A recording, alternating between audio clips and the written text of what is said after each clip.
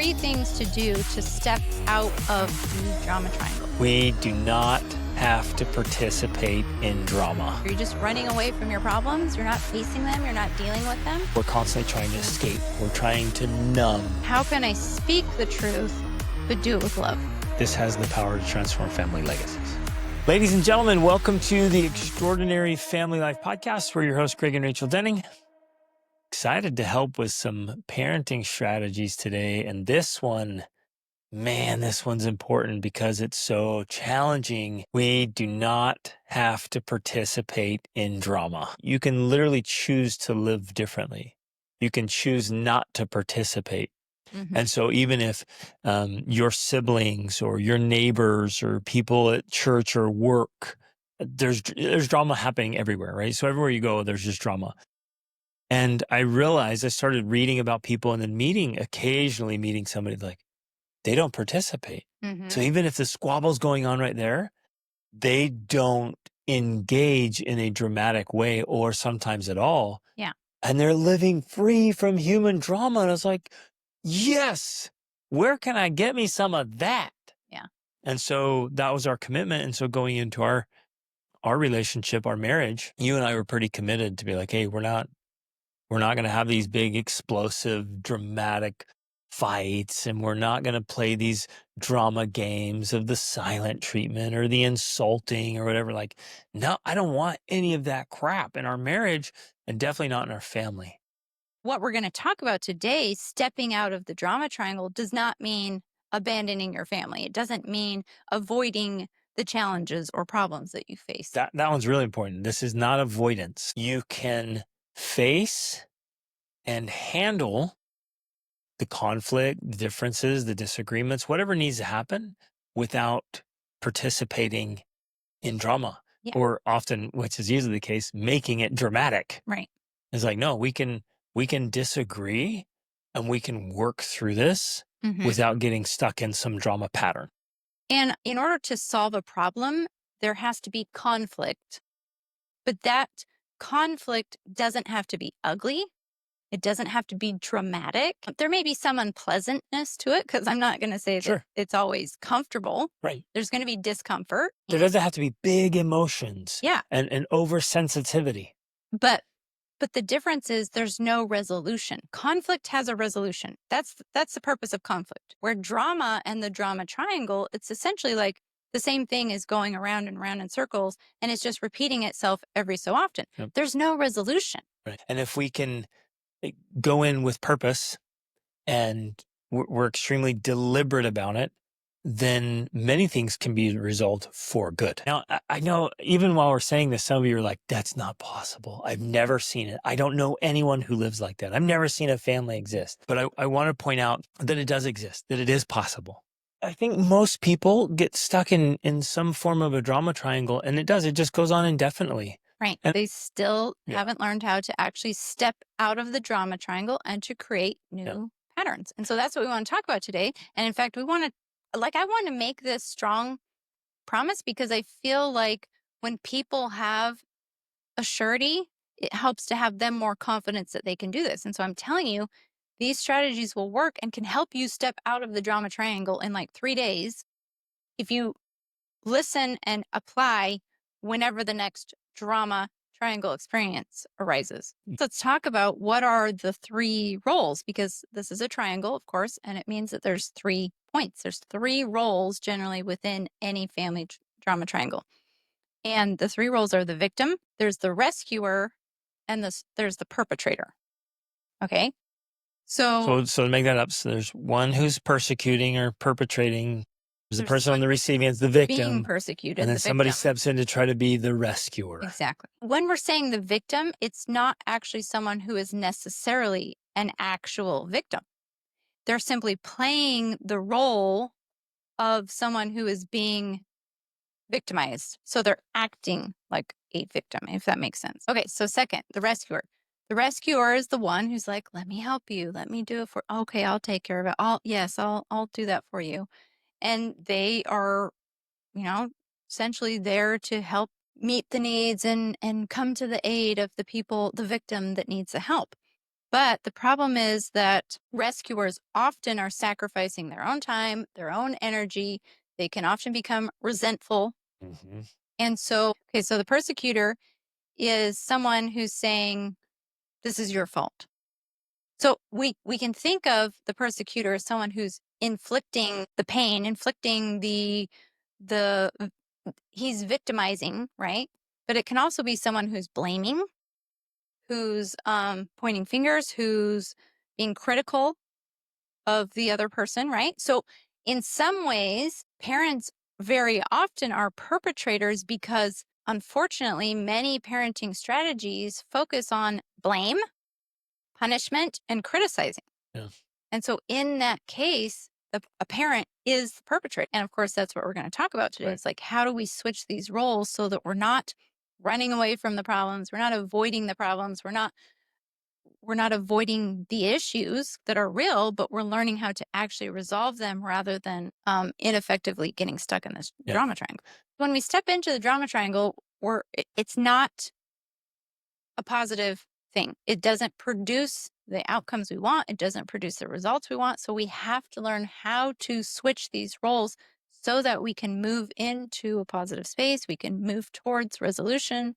We can create the change that we want. So we're going to talk about how to do that and how, if you do this, and if you are, I guess, religious about it, like if you're serious about this, it will create change. Okay. Like I promise you that it will. Because once you stop participating in the drama triangle, it automatically it's what we call a pattern interrupt.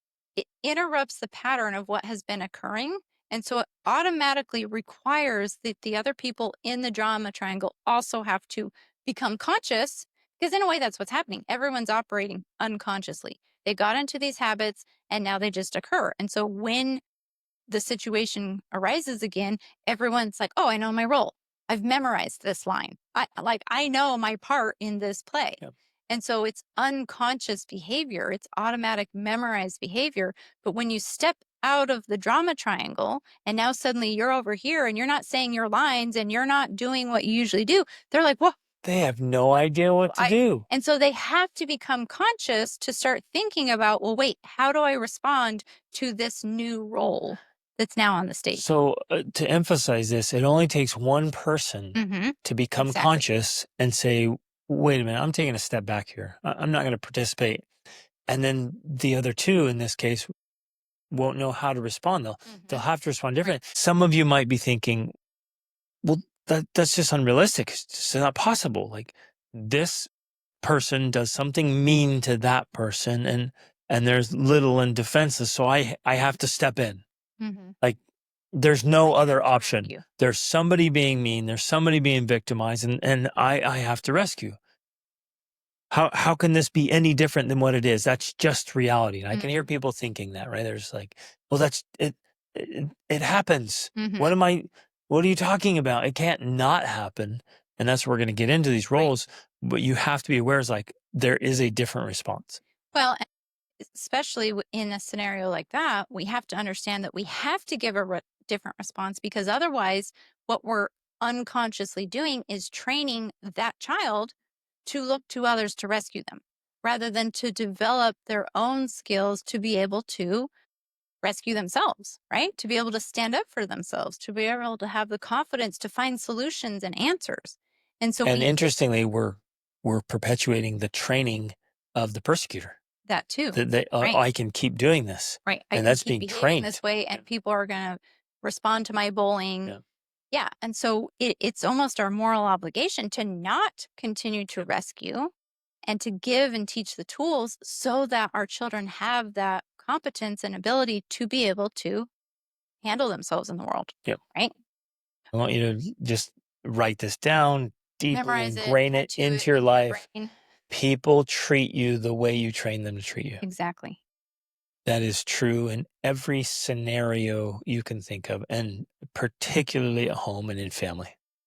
So if you look at your family dynamics and there's drama triangles going on or drama patterns going on, just acknowledge and know like that's trained. That's But they're saying, conditioned. no, Greg, it's not trained. Like, It's been like that I since the beginning. I It's never always told been this them they way. could treat me that way. I never yell back every time they do it. It's like, well, what you've been doing has created the conditioning and the training to Mhm. allow it to keep going. Yes.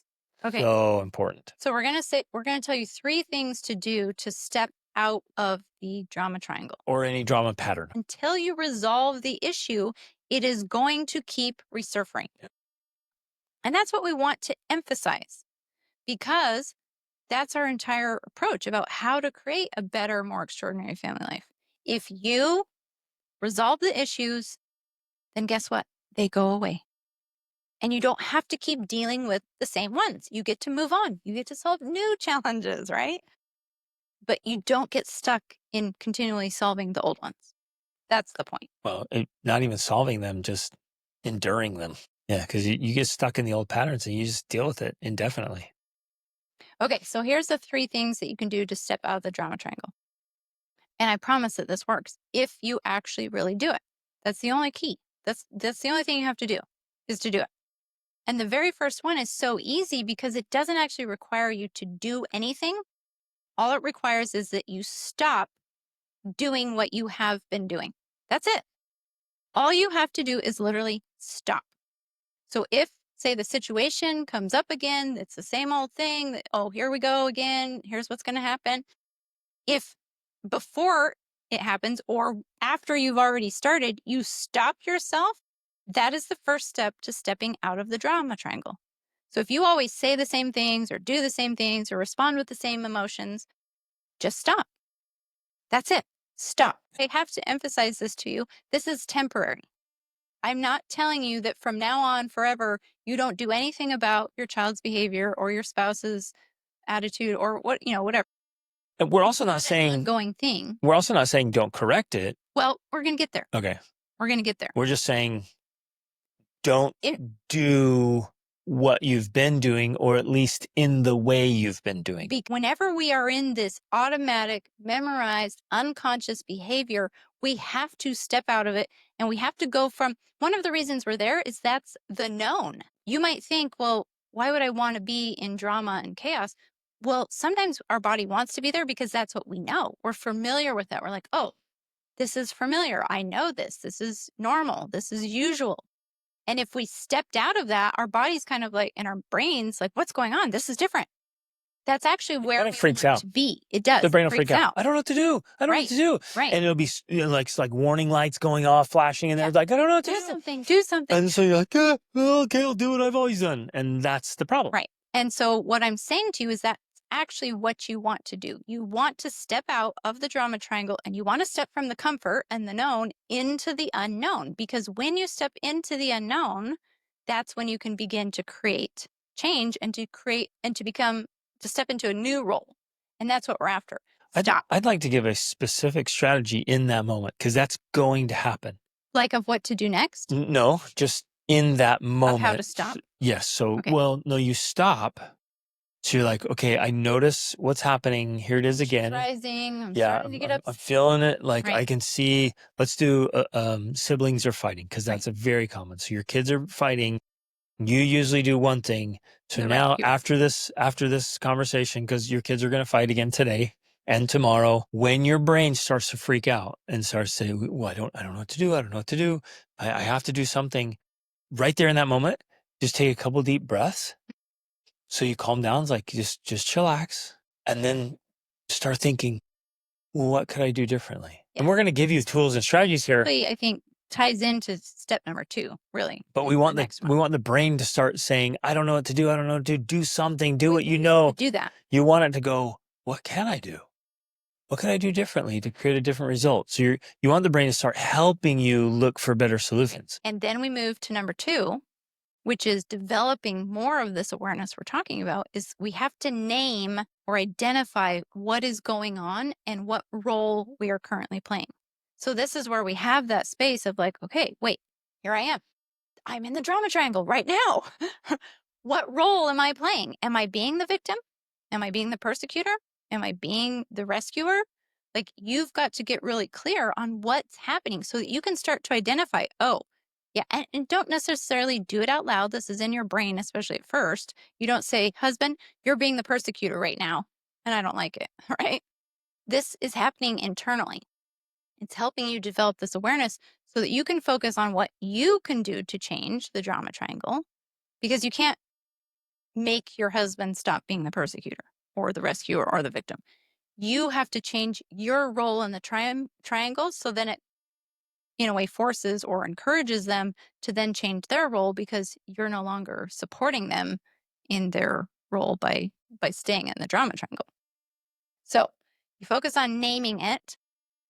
So this is just, it's the next step in awareness or Exactly. awakening. Right. It's like, okay, oh, it's starting to happen. I'm not going to participate. I'm not doing it.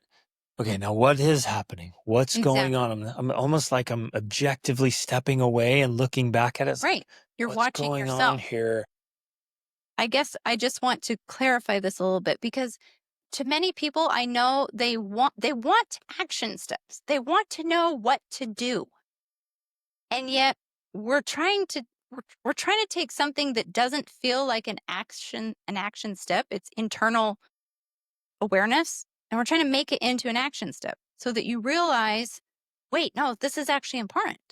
Because otherwise we jump from doing one thing to doing another. Exactly. And And if you don't go through the process of this awareness, it's actually way less effective. right, exactly. We can't just tell you what to do. Like we did a podcast, our last episode was on scripts of things to say and do. But if you don't have this internal awareness step in between, what you do ends up being less effective than if you practice this step. It literally might just be a variation on what you've been Yes. doing, because you haven't stopped and become aware of what's happening Exactly. and then deliberately act differently. Right. You're like, oh, well, the Denning said to say this, so I'm just going to go ahead and say it. Right. It's different words, 'Cause but I'm not man, it's the same behavior. Exactly right. And so that's why this step is so critically important. And we're making it a step. And I'm emphasizing it here because you're thinking in your mind, I'm not just going to stop and then do nothing, because I have to resolve the problem. I have to fix, I have to correct. And I'm saying, no, this is the step. Stop. That's a step. And then name and become aware of what is happening.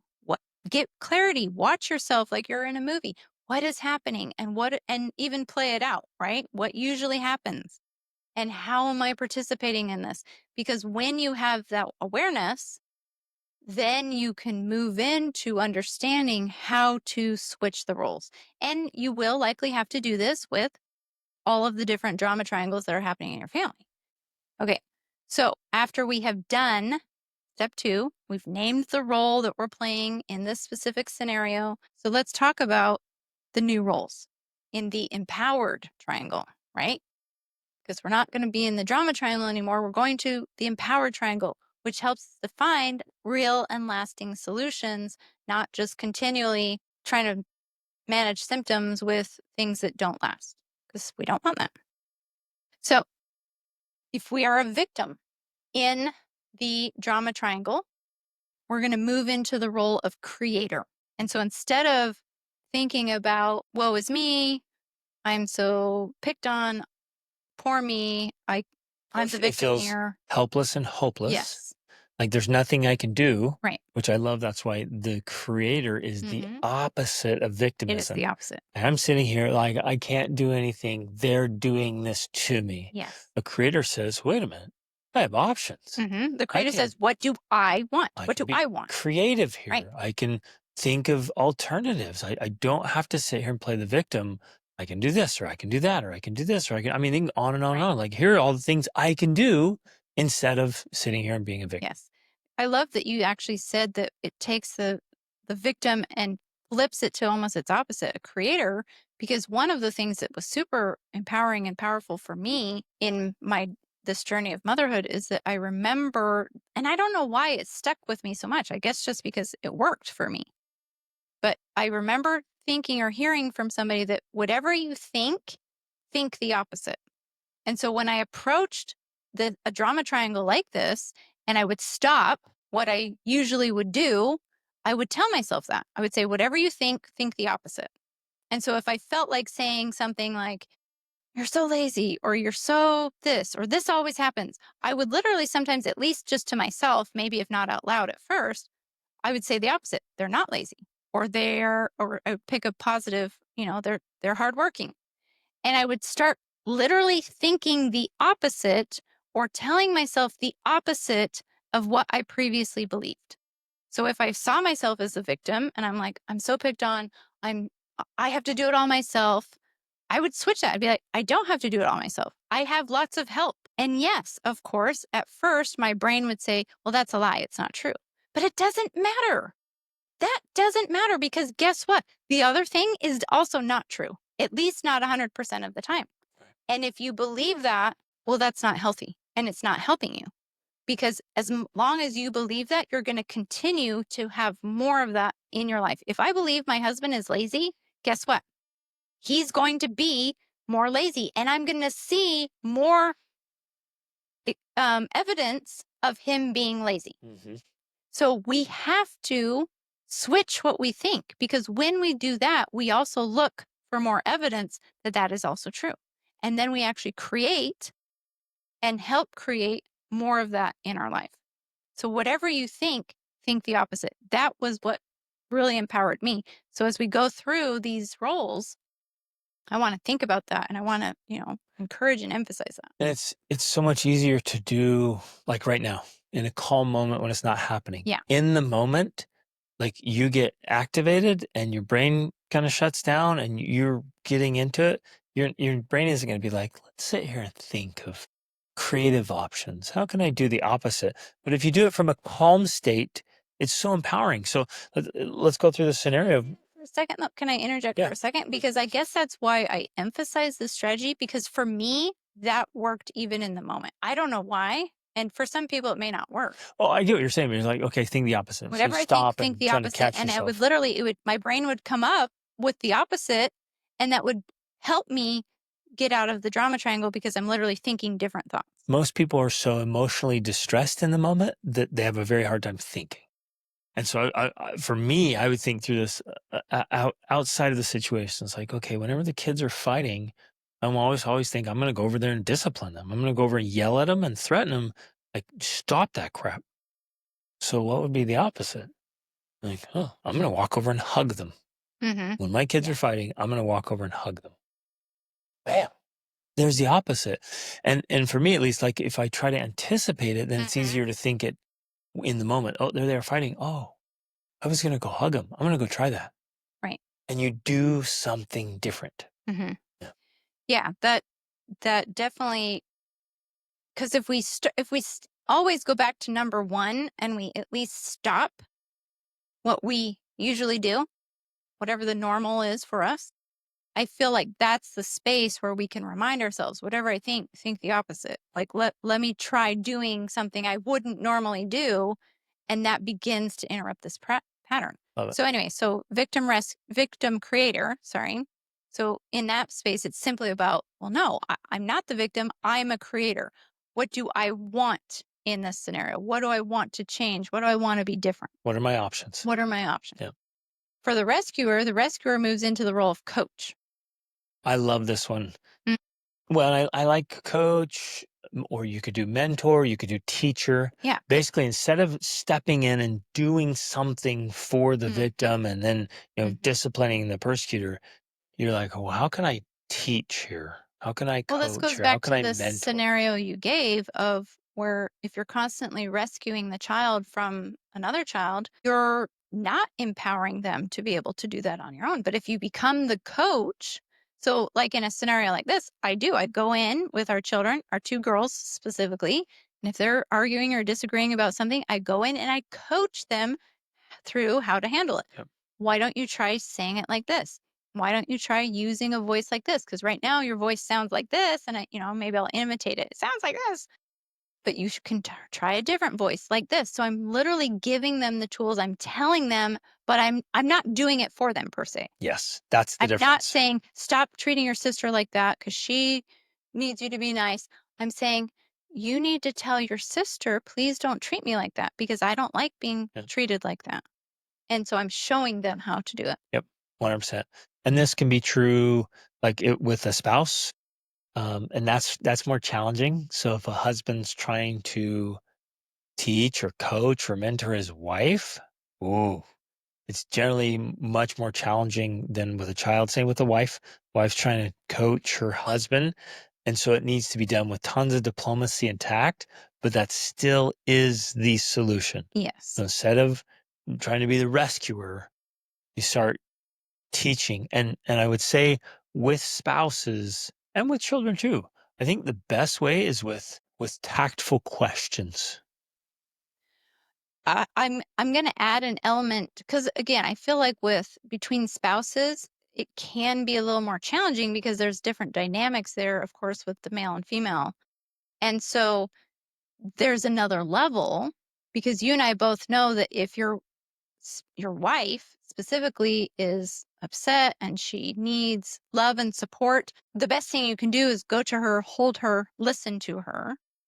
But if she's been playing this role of being the victim or whatever or persecutor, then the best time to play that coaching role, well, especially if you've been rescuing her, is after that reassurance, that time of reassurance, if that makes sense. So then when she feels better, she's calmed down, that's when you have that talk of like, hey, this is what I've been noticing.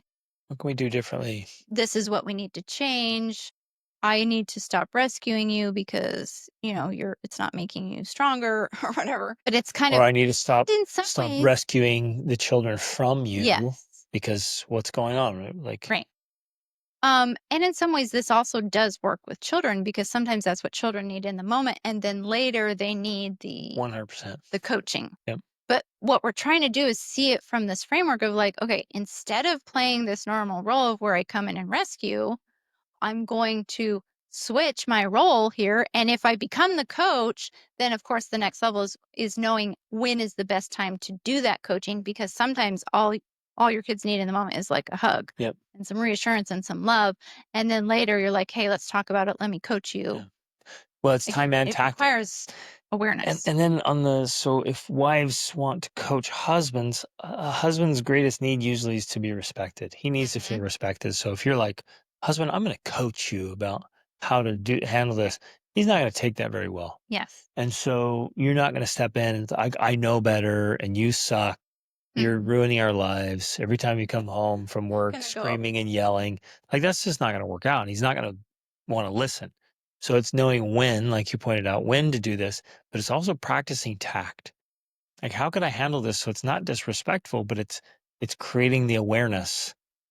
Well, And it might be something like the best way to coach in scenarios like this for husbands and wives would be to catch the moment when they're doing something well or doing it better, they handle the situation better, and mhm. praise the crap out of that. Okay, last role, persecutor now moves into the role of challenger, right?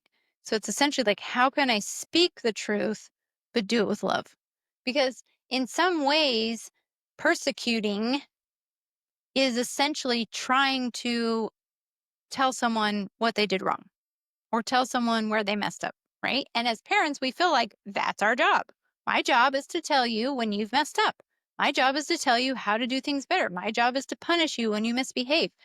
But if we don't do it appropriately, then we actually just become the persecutor instead of someone who's challenging them to become their best self, right? And that's the ideal. We want to challenge them, we want to inspire them, we want to push them in a positive way towards improving themselves rather than feeling like they are a victim of our persecution and our punishments and Yeah. our hate. And if your spouse or another child is being the persecutor, then the coaching piece is like, how can we get them to become a challenger instead of a persecutor? Hmm. How can we invite them, encourage them, inspire them to, instead of being so harsh and ineffective in what they're doing, is like how we get them to be leaders. Yeah. So if I had a sibling that was or a child that was being a persecutor of siblings, I'm going to invite that child to become a leader, and I'm going to walk them through that. And if Right. the spouse is persecuting, yeah, well, okay, how can you inspire them? How can you encourage them? How can you challenge them instead of persecuting? what you're doing in a way, and I mean, I know I do this all the time with you and with the kids, because too often when we're the persecutor, we go in there and we're trying to tell them that they're wrong. Like, no, then they're persecuting and we come in and become the persecutor as well, saying you're wrong because you're doing it wrong and it's not.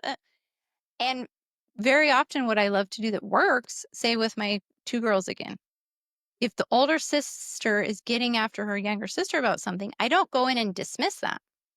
She's persecuting her sister by saying, you need to pick up your clothes and put them away and hang up your towel. I go in and I acknowledge, yeah, you're right. She should do those things, but she is younger. So here's how we can help her. Here's how you can become the challenger or the coach to help her do those things without ruining your relationship with her by getting after her all the time about it, right? So it's almost like you're acknowledging the intentions of the persecutor, because the persecutor's trying to find the truth. It's trying to point out the truth. It's trying to make things right. It's trying to create justice in the world in a way. Or yeah, something feels out of control. There's too much Yeah. chaos. I just don't know. Right. I It's don't trying know to how to control handle things. all this. And that's not necessarily a bad thing. That's can be a very good thing. But we have to do it in a way that's positive so that it produces the positive results that we want. Yep. Love it. Great. Okay. So let me just review really fast. Number one, if you want to step out of the drama triangle, 3 things. First, stop. Literally, simply stop doing what you have been doing. Doesn't matter what it is. Just stop yourself from doing that thing, or stop midway. I've even done that before, where something happens and I start doing the same thing I always do, and partway through I'm like, oh wait, I'm not going to do this, and I just stop. And your kids are kind of like, what? That sometimes is enough. Or they're like, wait, you're not doing the thing. What's going on here? So you just stop. Second, you now have this moment of awareness to ask questions, to name what's happening. Oh, I'm being the persecutor. I'm being the victim. I'm being the rescuer here. And then to create awareness of, well, and I also love to ask questions. I'll remind myself, like, whatever I think the opposite. Or what could be causing this? Or why are they acting this way? Are they hangry? Are they tired? I'm getting curious. I'm creating awareness. I'm asking questions. And then 3, we move into a new role. We move from victim to creator. We move from Rescuer to coach. and we move from persecutor to challenger. Yeah. It's beautiful. I think one thing that each of us could start working on the inner work, right? Again, hands down, the best thing any of us can do is work harder on ourselves than we do on anything else. And if this is particularly difficult to change roles, even as we're talking through this, you're like, I want that, but it's so hard. I just get emotionally so reactive. It's there, and we've had lots of coaching conversations like this. That they hear us talk through this, and they're like, I want that. And in the moment, I maybe even cognitively I remember it, but then I'm so emotionally and mentally engaged and involved, like I can't think and act differently or clearly. So the inner work here is to start settling things down, start resolving some of the inner turmoil. And the best way to do that, especially for you in the moment, this is a great thing to do, is to go do some writing. Yeah, just to go do some processing. Yeah. Not like writing in your journal to keep forever type writing, but like Venting. venting writing. No grammar, no punctuation. It's just vomiting on paper to help you release and remove those pent up emotions. Yeah. That's one of the best strategies. A perfect and common example of this is like, wait, why am I so sensitive to this? Why am I taking this personally? Why does this feel so painful? When you can go right through that and acknowledge it, you're like, Mhm. "Oh, there's the issue. It makes me feel like I'm a child again. And when I was a child, this happened and I felt like I had no control. Mhm. I truly did feel like a victim. And here I am now in my 30s, feeling like a little child. Like, okay, there's the thing to work through and change. Exactly. So if you start noticing your own stuff, like, for me personally, I would get so angry. That's why I had a crazy temper. I would get so furious, usually about small things. And I thought, like, wait, why am I so mad? And that was my first question. Why am I so mad? They did that thing. I'm like, okay, how much is that going to cost? I'm like, oh, that was $6. Really? Am I going to blow a gasket and just become an embarrassment to myself for over $6. It brought this awareness to my mind. Like, wait a minute, why am I upset? I'm not going to get upset about that anymore. And was this after you did, say, like your processing work over the stacked up emotions? Was it No, something that was no, stiff? these were the first steps. This was the first These are the steps. very first step. Like, why am I so upset? Mm-hmm. Why am I so reactive? Why does this make me so mad? Okay, that person said that thing, or that person cut me off in traffic, or this, like, what is going on inside me Mm-hmm. that makes me so dramatic? Right. Right there it is. That is a drama triangle. What's going on inside me that makes me so dramatic? And most people aren't aware. So I started searching. I'm like, oh, it's this thing. Ugh. I'm like, oh, how do I resolve that? So that's why I started working through Mm-hmm. my stack. Right. What makes me feel it touches on my insecurity. Mm-hmm. Like, wait a minute, that insecurity is mine. It's not external, so they didn't come up attacking my insecurity. That's me. And why am I insecure about that? Mm-hmm. Why am I still Right. afraid? I'm going to let go of that.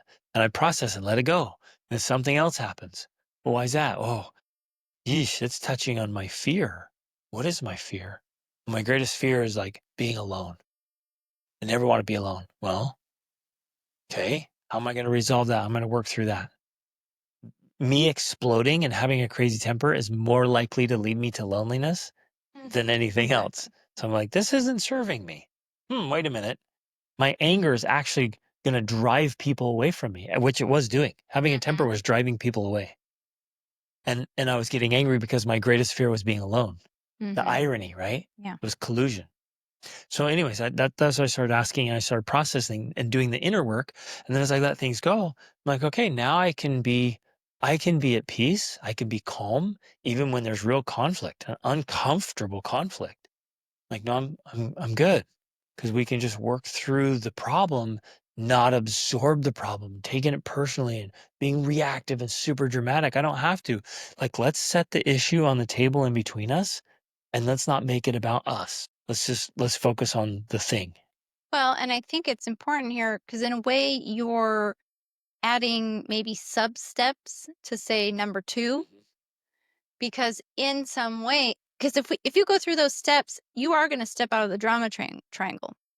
But then to become really effective at step three, right? That's literally like a whole nother course or a whole nother podcast episode, right? Like, okay, now applying step three really well. And as a part of that is what you're talking about here is that you have to do the inner work because what many parents don't realize is that it's our own inner issues that are getting in the way Yep, of us being better parents. exactly. So we have to do this work of clearing out, like, and asking these questions. Why am I so upset about that? Why do I feel this way when that happens?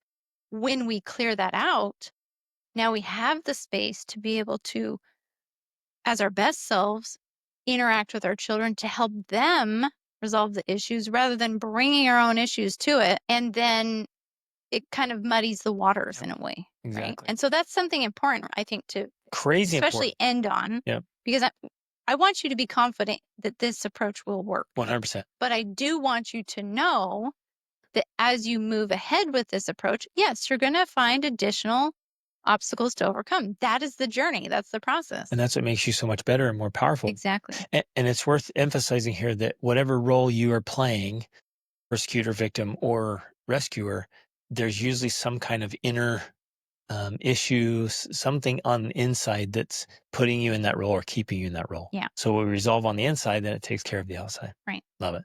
This is so powerful. And literally within days, sometimes moments, if Yeah. you just say, I'm done. I'm done participating in this drama. I'm done playing that role. It stops right there. And the others might try to keep going it unconsciously. So like, wait, well, this is what we've always done. And it stops because you're no longer participating. And they might say, "What are you doing? Why are you Yeah. not saying the same things?" And all you have to do is say, I'm going to change this. And so I don't know what else to do, but right now I'm not going to do Yeah, I what don't I've want to do been this doing." anymore. Yeah. It's so powerful. And it totally transforms. Okay. I'm going to make a powerful promise here. Not only will it transform current family dynamics and family culture, this has the power to transform family legacies. Generations. Yeah. So powerful. Okay. Mhm. Love you guys. Reach upward.